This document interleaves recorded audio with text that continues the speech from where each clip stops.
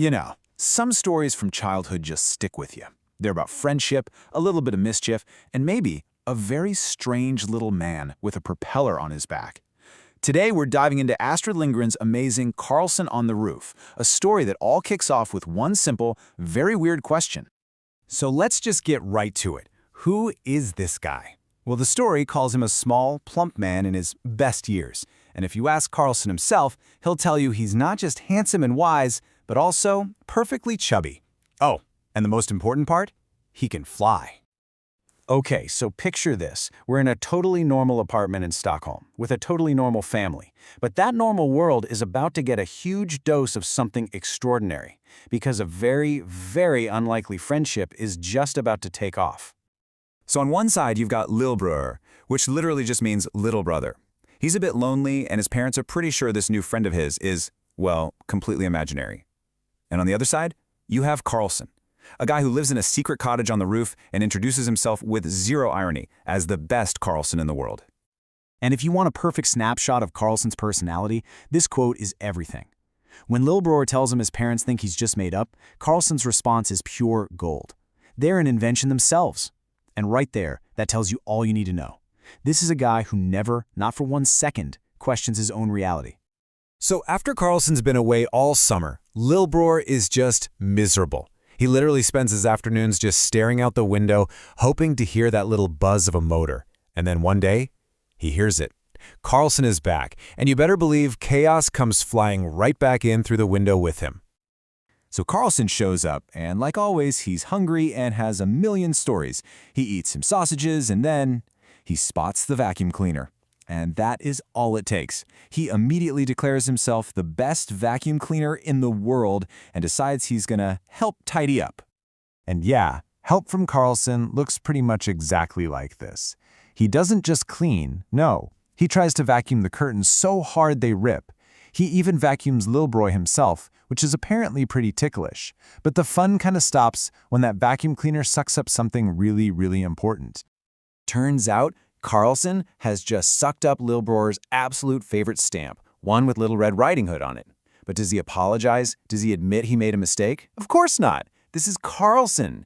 Instead, he turns the whole disaster into a game. The vacuum is now the wolf, the stamp is Red Riding Hood, and he is the brave hunter who has to save her. He dramatically rips open the vacuum bag, pulls the stamp from the dust, and then proudly announces he's the best sneezer in the world as he blows all the dust away. Problem solved. So all of this crazy energy eventually takes them to the one place where Karlsson is the absolute king, the rooftops of Stockholm. After his version of helping clean Lillebror's room, Karlsson decides it's time for Lillebror to do him a favor.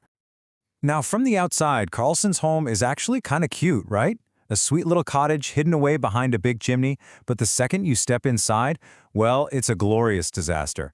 Every single surface is just covered in things. Tools, a workbench, a pop gun, slippers, you name it, it's in a pile somewhere in there. So what is Karlsson's role in cleaning up this epic mess? Oh, his philosophy on teamwork is simple. Lillebror does all the sweeping, and Karlsson lies on the sofa to supervise. And to help, of course. He sings songs about how great it is to work hard. After they sweep all the trash into a bucket, Karlsson shows Lillebror his garbage chute, which is just the edge of the roof.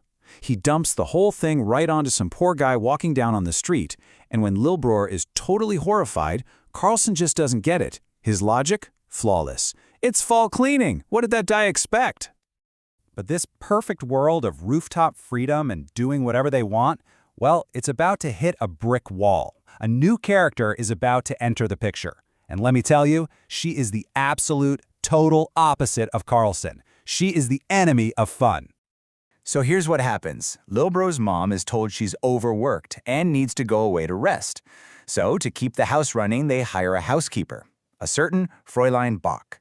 Lillebror instantly gives her a secret nickname, Hausbach, which is a type of beetle that literally destroys houses. And this woman, Fräulein Bach, she means business. She's described as being big and stern, with what Lillebror calls böse Augen, or evil eyes. She believes kids need a firm hand. In her very first act, the first thing she does is tell Lillebror he can't have his usual after-school cinnamon bun, even though there's a whole plate of them sitting right there. Now, when Lillebror tells Karlsson about this new tyrant in the house, Karlsson's eyes just light up. He immediately declares he's the best housebook tamer in the world, and he says he's not just going to irritate her. Oh no, he's going to tiratieren her. So what on earth is tiratieren? Well, when Lillebror corrects him and says the word is irritieren, Karlsson explains that his version is, and I quote, even more devilish. It's just classic Karlsson. He literally bends the world, and even the language, to fit his own rules. And his first act of tiratiering is a rescue mission for those cinnamon buns. And the plan is just genius. Step 1. Lillebror has to cause a distraction in the kitchen to get Fräulein Bach's attention. Step 2. Karlsson silently buzzes up to the open kitchen window and, in one swift move, snatches the entire plate of cinnamon buns. But here's the best part. The masterstroke of tiratiering. He doesn't just take them. He flies back and drops a single 5-Öre coin right onto the empty plate. So when Fräulein Bach turns around and the buns are gone, she's completely baffled. She sees the coin and the mystery just gets deeper and deeper, making her even angrier. Of course, Fräulein Bach is convinced Lillebror is behind it all. She gets more and more furious, and after Lillebror makes a few cheeky comments, she actually slaps him, which has never happened before, and locks him in his room for a solid hour to think about what he's done.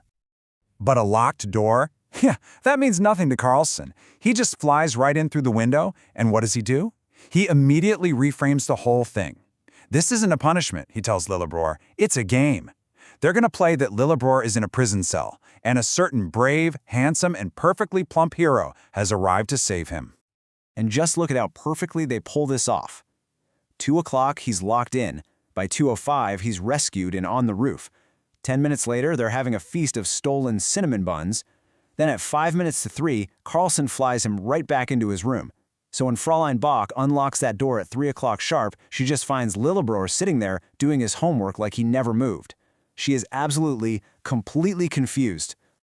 In all this chaos and mischief and fun, it really brings us to the big question of the whole story. Who or what is Karlsson really? Is he an actual flying man? Is he some kind of magical creature? Or is he just the spirit of childhood rebellion, that little voice in every kid's head that wants to break the rules? You know, the story never really gives us a straight answer. And maybe that's the whole point. Because for Lillebror, and for anyone who's ever felt a little lonely or just wished for a big adventure, the answer is pretty simple. He's not some big mystery. He's just Karlsson, the best Karlsson in the world. Thanks for joining this explainer.